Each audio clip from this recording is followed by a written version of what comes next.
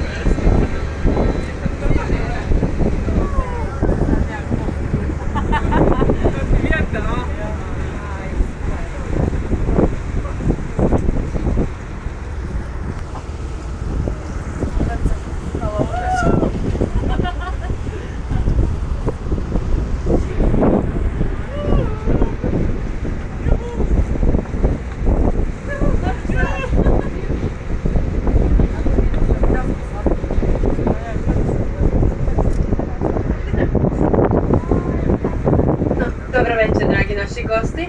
Sada ćemo upoznati Budimpeštu i sa Dunava. Znači, desna obala Dunava jeste upravo taj dio grada Budima, odnosno Buda, a sa naše lijeve strane je Pešta, odnosno Pešt. I već upravo na obali Dunava možete vidjeti tu prekrasnu zgradu Mađarskog parlamenta gdje se zasjeda i Mađarska skupština od 1945. godine. Sve do tada je mađarska vlada se dijelila na donji i gornji dom.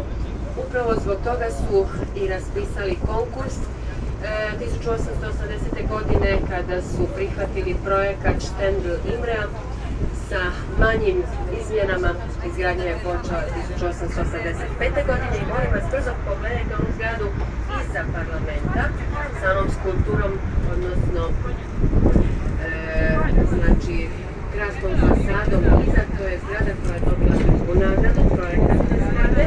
Sada je to zgrada etnografskog muzeja, građena je po projektima isto jednog čuvenog arhitekte Hausman Alajoša.